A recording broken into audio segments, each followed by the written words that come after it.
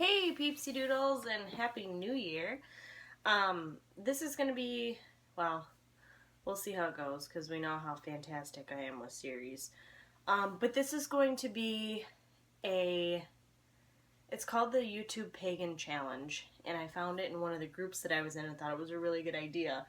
And basically it's 52 questions, so you post a video answering a question every week of the year. And each of them are questions that are already made out. I did post it on my Facebook, so if you're interested and you want to go see the list, you're more than welcome to. But I thought it was kind of a cool idea. It has to do with 52 questions pertaining to your pagan path. And I thought it was a really cool idea because there's a lot going on the next couple months and busy, and I just thought it was a cool way, since the videos will be short and sweet, to kind of get something up at least weekly so that you guys have something, and if you're curious and want to do it yourself or want to do video responses or whatever. So this is week 1 of the YouTube Pagan Challenge, and the first week's question is how did you find your path? And I know I've answered this in previous videos, but when I was young, like 10-ish, whenever my friends and I would ride the bus to the school, we'd always like make little spell books, and we had one where we actually took like one of those plastic eyeballs and put it on a notebook and pretended that it was the book, the spell book from Hocus Pocus, and you know, we were just like super into anything paranormal, anything witchcraft. Like, we just wanted that for our life so bad, and we knew we couldn't have it because it was all pretend. So one day we ended up getting internet at the house. It was like dial-up MSN shit, and I found Dorothy Morrison's The Craft, which I still have my original copy up in, oh, here it is.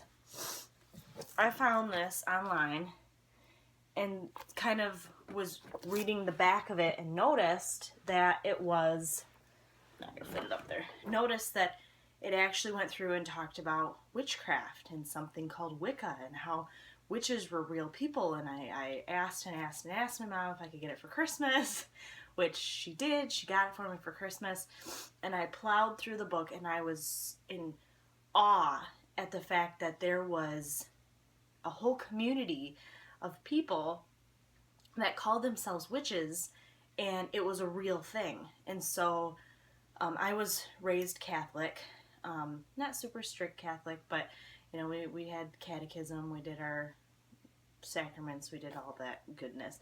And I never liked going to church. I had too many questions about the religion that nobody was willing to answer, and people would get upset for me asking questions because they themselves couldn't answer, and they'd say, it just is the way it is. Don't question it. And I'm like, no, I'm somebody that questions things.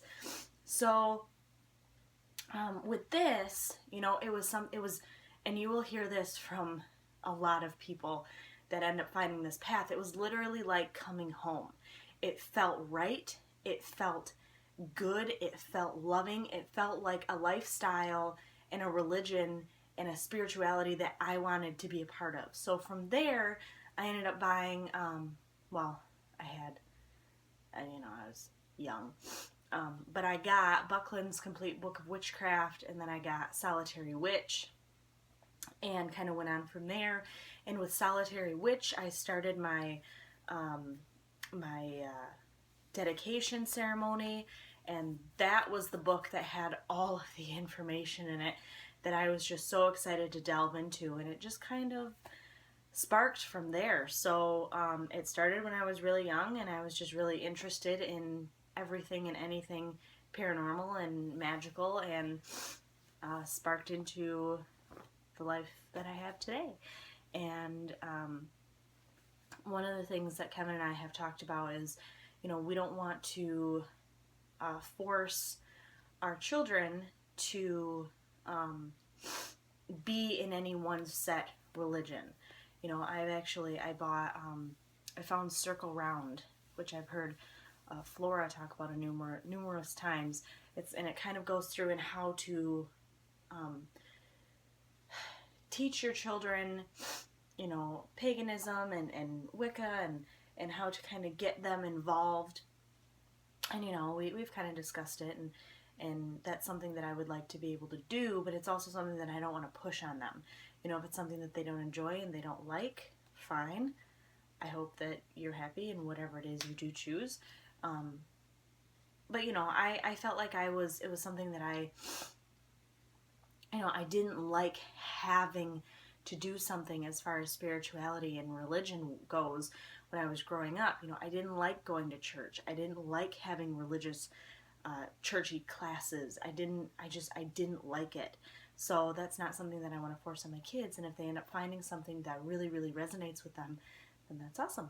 So that's how I found my path. And so what is this, Thursday? So I will see you guys next Thursday for week 2 and our next question. Bye.